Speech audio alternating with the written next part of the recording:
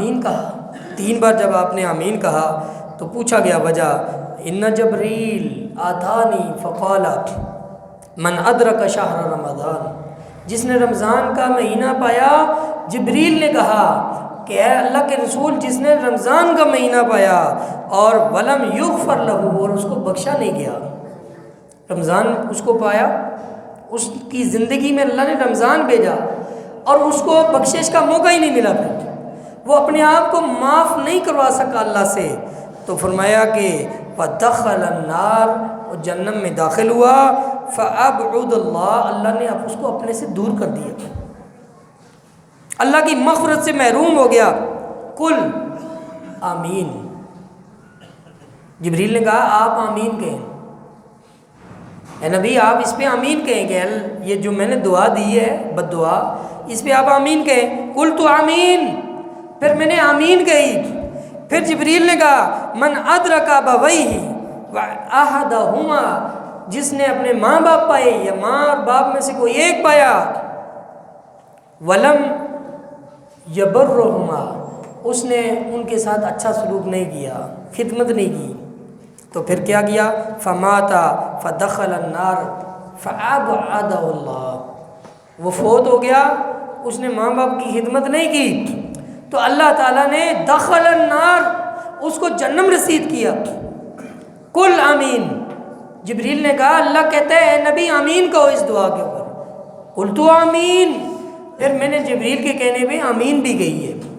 اور تیسری بات کہا جبریل نے کہ ایک ایسا بندہ ہے کہ جس کے سامنے آپ کا ذکر عندہ، آپ کا تذکرہ ہوتا ہے اس کے سامنے، محمد کریم صلی اللہ علیہ وسلم کا تذکرہ، فلم یصلی، اور وہ آپ پر درود و سلام نہیں پڑھتا، آپ کے اوپر صلاۃ و سلام نہیں پڑھتا، علیک فمات فدخل النار، وہ بھی جب مرے گا تو جہنم میں جائے گا۔ قل آمین، قل تو آمین، انہوں نے کہا آمین کہیں، میں نے کہا آمین۔ 3 باتیں سمجھ آئی اس حدیث سے کہ رمضان کا مہینہ جس نے پایا اور رمضان میں اپنی بخشش نہیں کروا سکا، تو جبریل نے بدوا دی ہے کہ اللہ کے نبی آپ بھی آمین کہیں کہ وہ شخص جہنم جائے گا، اس کا سب کچھ برباد ہو جائے گا، اور جس نے ماں باپ کو پایا ان کی خدمت نہیں کی وہ جہنم میں جائے گا۔ جس نے آپ کا نام نامی اسم گرامی محمد صلی اللہ علیہ وآلہ وسلم سنا اور درود شریف نہیں پڑھا، صلاۃ و سلام نہیں پڑھا، یہ تینوں بدبخت لوگ ہیں جن کے اوپر آمین کہنے والا، جن کے اوپر بدعا کرنے والا جبریل امین ہے جو سارے فرشتوں کا سردار ہے، اور اس کی بدعا کے اوپر پھر آمین کہنے والے ساری کائنات کے سردار امام الانبیاء محمد مصطفیٰ صلی اللہ علیہ وسلم کہہ رہے ہیں آمین، بالکل اس کے ساتھ ایسا ہی ہونا چاہیے۔ آمین کا مطلب یہی ہے، کل کی کلاس میں ہم نے پڑھا کہ اس کا مطلب ہے اللہ قبول فرما، یہ جو دعا ہے اللہ اس کو قبول فرما۔ اب نبی آمین کہے، نبی اللہ سے کہے اللہ قبول فرما، تو اللہ قبول نہیں کرے گا۔ جبریل میں دعا دے رہے تو اللہ قبول نہیں کرے گا، کہ جس جبریل کا تذکرہ قرآن مجید میں کئی مرتبہ اللہ نے کہا، فرمایا کہ جو جبریل کا دشمن ہے وہ اللہ کا دشمن ہے، سارے فرشتوں کا دشمن ہے اور سارے نبیوں کا دشمن ہے، جبریل کا وہ مقام اور مرتبہ ہے۔ تو رمضان جو ہے اس کے بارے میں بہت زیادہ احادیث کے اندر مختلف روایات آئی ہیں، بلکہ فرمایا شقیٌ عبد ادرک رمضان فانسلخ منہ ولم یغفر لہ، وہ سب سے بڑا بدبخت بندہ ہے جس کو رمضان ملا لیکن وہ اپنے آپ کو بخشوا نہیں سکا، یعنی محنت نہیں کی، اللہ کے قرب حاصل کرنے کے لیے اس نے کوئی پلاننگ نہیں کی، کوئی منصوبہ بندی نہیں کی، کوئی اللہ کی قربت کے لیے اس نے ذرائع نہیں استعمال کی، نماز، سجدہ، رکوع، دعا، اذکار، روزہ، رات کی نماز۔ رسول اللہ صلی اللہ علیہ وسلم نے پھر فرمایا بعد من ادرک رمضان فلم یغفر لہ، اللہ سے وہ محروم ہے، رحمت سے، اللہ کی رحمت سے دور چلا گیا وہ بندہ جس کو رمضان ملا اس نے بخشش نہیں کروائی۔ زعم انف، اس بندے کو ذلت اور رسوائی ملے، اس کی ناک خاک آلود ہو جائے جس کو رمضان ملا اس نے بخشش نہیں کروائی۔ یہ حدیث کے مختلف حوالے ہیں۔ رسول اللہ صلی اللہ علیہ وسلم کا عمل جو تھا اور صحابہ کی جو تربیت تھی وہ رمضان میں بدل جاتے تھے، عام دنوں میں بھی وہ شوق عبادت، رب کی ملاقات، رب کا قرب رچ بس تھا، لیکن جب رمضان آتا تو پھر کیا ہوتا کہ وہ کمر کس لیتے ہیں نیکی کے اندر، ایسے تیز، نمازوں کے اندر سب سے آگے اور تمام نیکیوں کے اندر بڑھ چڑھ کے آگے حصہ لینے والے۔ رسول اللہ صلی اللہ علیہ وسلم نے فرمایا من قام رمضان، اور دوسری حدیث میں من صام رمضان ایمانا و احتسابا غفر له ما تقدم من ذنبه، جس بندے نے رمضان کا روزہ رکھا ثواب کی نیت سمجھ کے، اللہ کی حکم کی پیروی کرتے ہوئے روزہ رکھا اور محاسبہ نفس کرتے ہوئے روزہ رکھا، فرمایا غفر له ما تقدم من ذنبه، اتنا بڑا آسمان کا پیکج ہے، اللہ سارے گناہ اس کے بخش دیتا ہے جو اس کے پہلے ہے۔ جو رمضان کی رات کو قیام کرتا ہے، قیام رات کو کھڑا ہو کے عبادت کرتا ہے اللہ کی، رات کو کھڑے ہو کے اپنے رب کو مناتا ہے، رات کو کھڑے ہو کے رب کی کلام کی تلاوت کرتا ہے، رب کی کتاب کی تلاوت کرتا ہے، یتلون تلاوت، اللہ کے قرآن کی تلاوت بار بار پڑھنا۔ اس کے بعد رمضان جو ہے، دوسری حدیث میں اللہ کے نبی صلی اللہ علیہ وسلم نے فرمایا کہ الصلاوات الخمس والجمعہ بین الجمعہ، ایک نماز سے دوسری نماز کے درمیان گناہ معاف ہوتے ہیں۔ اتنا پیکج اللہ نے نیچے لایا کہ کوئی بھی بخشنے سے رہ نہ جائے، ایک نماز پڑھی اگلی نماز کے درمیان میں گناہ معاف کر دیے گئے، اگلی پڑھی تو کبیرہ نہیں صغیرہ، چھوٹے گناہ۔ الجمعۃ الی الجمعہ، ایک جمعے سے دوسرے جمعے تک چھوٹے سارے گناہ بخش دیے جاتے ہیں۔ فرمایا کہ ورمضان الی رمضان، ایک رمضان سے اگلے رمضان تک سارے چھوٹے گناہ بخش دیے جاتے ہیں، لیکن مکفرات ما بینہما، دو رمضانوں کے درمیان میں، 2 سال کے درمیان میں بیچ میں جتنا گیپ آیا سب گناہ بخش دیے جاتے ہیں، لیکن شرط یہ ہے اجتنب الکبائر، کبیرہ گناہوں سے بچے، جھوٹ نہ بولے، غیبت نہ کرے، شرک نہ کرے، نبی صلی اللہ علیہ وسلم کی نافرمانی نہ کرے، جان بوجھ کے کبیرہ گناہ نہ کرے تو سارے گناہ معاف کر دیے جاتے ہیں۔ اتنا بڑا پیکج، احتساب، ایمان، کیونکہ ایمان کے بغیر کوئی کام نہیں ہے۔ ان اللہ لا یغفر ان یشرک بہ ویغفر ما دون ذلک لمن یشاء، اللہ مشرک کو نہیں بخشتا، جس نے شرک کیا، جو رب کی بارگاہ کو چھوڑ کے اور کی بارگاہ کے جاتا ہے، رب کی عبادت کے علاوہ کسی اور کی عبادت کرتا ہے، اس کا کوئی روزہ، اس کا کوئی نماز، اس کی کوئی عبادت اللہ کے ہاں ویلیو نہیں رکھتی۔ یہ تو پہلی بات ہے ایمان، ایمان سلامت ہے تو پھر سارے اعمال بھی سلامت ہے۔ اعمال کی بنیاد ایمان ہے، کوئی عمل قبول نہیں ہوتا۔ اس کے بعد رمضان جو ہے یہ ہمارے لیے بہت بڑے پیکج لے کے آتا ہے، ایک نہیں، یہ صغیرہ گناہوں کی مغفرت نہیں، بلکہ رسول اللہ صلی اللہ علیہ وسلم نے فرمایا فتنۃ الرجل فی اہلی و مالی و جاہری، ایک بندے کے اہل بھی فتنہ ہوتے ہیں، اس کا مال بھی، اس کے جار بھی، یعنی اس کے پڑوسی بھی فتنہ آزمائش ہوتے ہیں۔ تو کفرھا الصلاۃ، نماز پڑھتا ہے وہ فتنہ ختم ہو جاتا ہے۔ اب گھروں میں فتنے کیوں ہیں؟ ادھر لڑائی ہوئی، ادھر لڑائی ہوئی، پڑوسی میں لڑائی ہوئی، جناب چوکوں میں لڑائی ہوئی، فلاں لڑائی ہوئی، فلاں، کس وجہ سے ہے؟ اللہ کے نبی اس کا حل بتا رہے ہیں، تو کفرھا الصلاۃ، ان سب فتنوں کا حل نماز ہے، والصیام، روزہ رکھنا ہے، والصدقہ، اور صدقہ دینا ہے۔ اب دیکھ لیں، نماز نہ پڑھو، روزے نہ رکھو، صدقہ خیرات نہ کرو تو پھر لڑائیاں نہ ہو تو اور کیا ہو؟ بندے کے لیے فتنہ سے نکلنے کے لیے نبوی نسخہ یہ ہے، جناب امام الانبیاء محمد مصطفیٰ صلی اللہ علیہ وسلم نے نسخہ کیا بیان فرمایا؟ الصلاۃ والصیام والصدقہ، نماز پڑھو، نماز کو قائم کرو، روزے رکھو اور صدقہ خیرات کرو۔ رمضان یہ انہی چیزوں کا نام ہے، رمضان میں یہ ساری چیزیں آ جاتی ہیں۔ دن کو انسان روزہ رکھتا ہے، یا ایھاالذین آمنوا کتب علیکم الصیام، اے ایمان والو تمہارے لیے ہم نے روزے فرض کر دیے، کوئی ظلم نہیں کیا، کوئی آٹے کی شارٹیج اللہ کیا نہیں ہوئی، کوئی خزانہ کم نہیں ہوا، کوئی پیداوار کم نہیں ہوئی کہ اللہ نے کہا ہے کہ سائنٹیفک ایویڈنس ہے زیادہ کھا گئے ہیں ایک ٹائم کی ان کی روٹی کم کرو، فرمایا نہیں، کما کتب علی الذین من قبلکم، یہ اللہ کی سنت ہے، اللہ کا حکم ہے، اللہ کا طریقہ ہے، اللہ نے ہر قوم کے اوپر روزے فرض کیے، تمہارے اوپر بھی کر دی، کیوں کیے؟ کوئی شارٹیج نہیں ہے، فرمایا لعلکم تتقون، اس کا ایک ہی مقصد ہے، تم پہ روزے اس لیے لگائے ہم نے کہ تم متقی ہو جاؤ، تم ڈرنے والے بن جاؤ، تم اللہ والے بن جاؤ، شیطان کے نرغے سے نکل جاؤ، اولیاء شیطان اس کے فہرست سے نکل جاؤ، اولیاء الرحمن، رحمان کے اولیاء میں آ جاؤ، بس اتنا مسئلہ ہے، لعلکم تتقون، کوئی لمبا چوڑا فلسفہ نہیں ہے، سب روزے، نمازیں، قیام، رات کو کھڑا رہنا، رات کو جاگنا، دن کا روزہ، پیاس، بھوک، سارا کچھ برداشت کرنے کا ایک ہی مقصد اللہ نے بیان کیا، لعلکم تتقون، تاکہ تم ڈر جاؤ، ان تتقوا اللہ یجعل لکم فرقانا، تقوی نہیں آئے گا کوئی روزے کا فائدہ نہیں، تقوی لاؤ گے تو کیا ہوگا؟ ان تتقوا اللہ یجعل لکم فرقانا، ہم تمہیں حق اور باطل میں تمیز کی صلاحیت دے دیں گے، روزہ رکھو، پیٹ خالی رکھو تھوڑا، سائنس بدبخت ابھی بتا رہی ہے کہ پیٹ کو خالی چھوڑیں تو بڑا فائدہ ہوتا ہے، سمجھے بات؟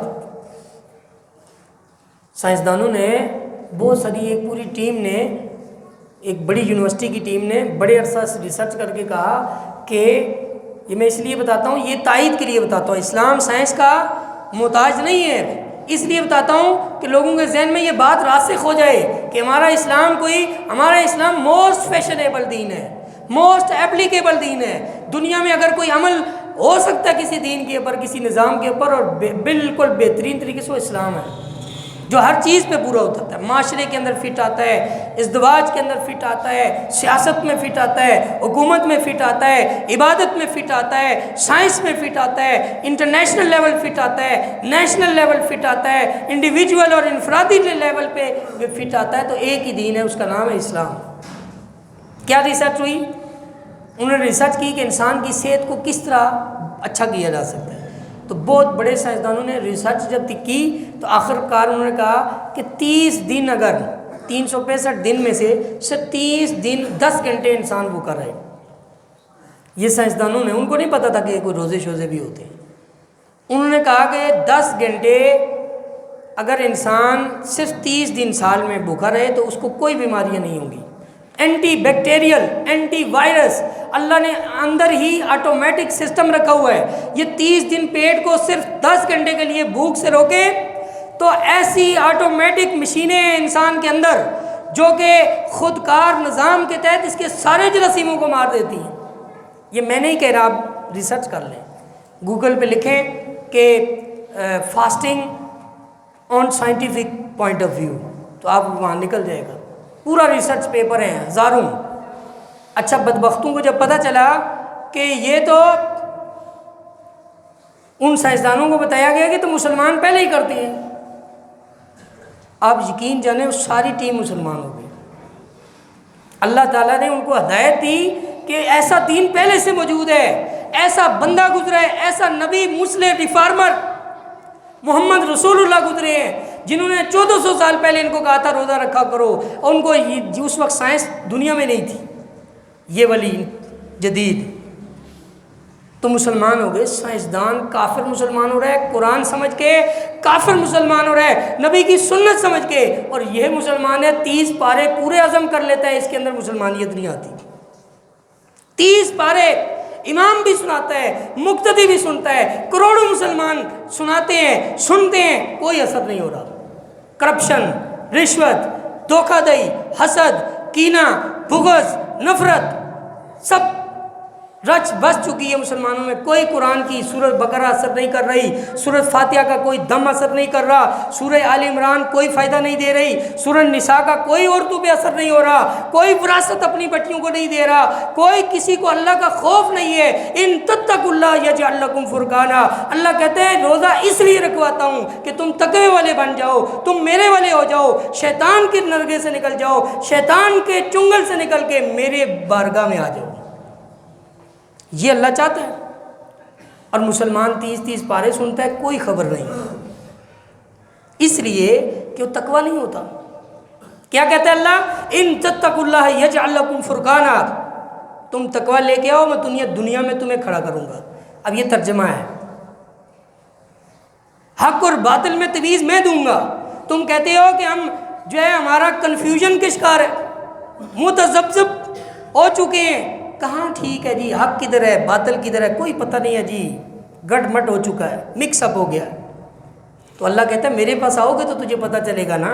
فَعَلَمْ أَنَّهُ لَا إِلَهَ إِلَّا اللَّهُ، رب کی معرفت حاصل کرے گا تو تجھے علم آئے گا۔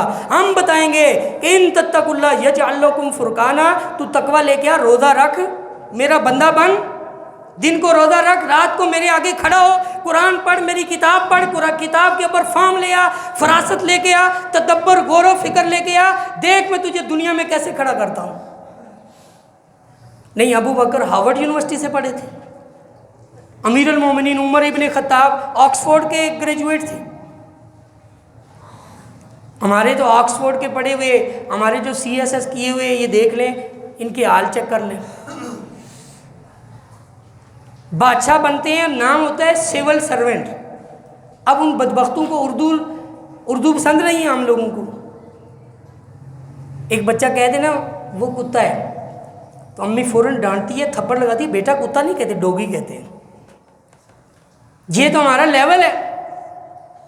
سول سرونٹ کا مطلب ہوتا ہے قوم کا نوکر، قوم کا نوکر، 10 اس کے آگے نوکر اس کو لے کے آ رہے ہیں، AC صاحب تشریف لا رہے ہیں، اور اس کا انگریز نے نام رکھا قوم کا نوکر، خادم قوم، اور ہم اس کو کیا سمجھتے ہیں؟ یہ بادشاہ ہے۔ یہ مینٹیلٹی سیٹ ہوئی ہے، اسلام یہ مینٹیلٹی نہیں دیتا۔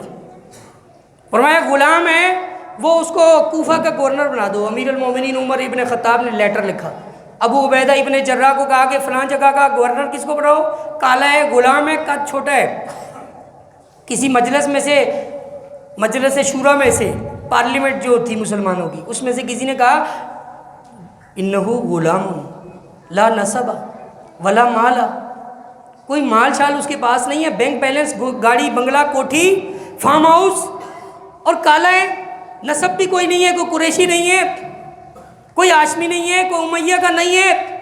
کہا کہ انہو یعلم الفرائض، اس کو بناؤ، انہو قاری بالقرآن، یہ قرآن کا اچھا قاری ہے اور یہ قرآن کو سمجھ کے پڑھتا ہے، یہ قرآن کے فرائض کو جانتا ہے۔ غلام کو کوفہ کا گورنر لگاؤ، لو بھائی، اور ادھر کس کو لگاؤ؟ جس کو سورہ اخلاص بھی نہیں آتی۔ اور سچی بات ہے، اس مسلمان کو کب ہدایت ملے گی؟ جو بندہ پیچھے پڑھ رہا ہے، کروڑوں پڑھ رہے ہیں اور لاکھوں سنا رہے ہیں، کسی کو نہیں پتا کہ بقرہ کیا کہہ رہی ہے، آل عمران کیا کہہ رہی ہے، فاتحہ کیا کہہ رہی ہے۔ تو اللہ کہہ رہے ہیں ھدی للناس شہر رمضان الذی انزل فیہ القرآن، رمضان اور قرآن چولی دمن کا ساتھ۔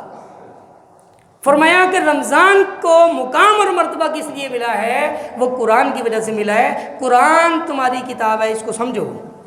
ھدی للناس تمہارے لیے ہدایت ہے، ہر انسان کے لیے ہدایت ہے، جو جس کے اوپر ہیومن بینگ کا نام لگتا ہے نا، جو اسپیشی ہیومن بینگ میں ہے، وہ قرآن ہدایت ہے اس کے لیے۔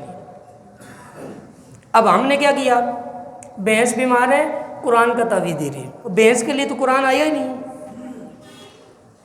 بندے کی بھینس بیمار ہے، نئی گاڑی لی، ختم القرآن ہو رہا ہے، گھر بنایا، ختم القرآن ہو رہا ہے۔ اللہ نے کہیں بھی قرآن میں نہیں کہا کہ یہ گھر کے لیے نازل کیا، کہا کہ ھدی للناس، یہ انسانوں کے لیے، زندوں کے لیے۔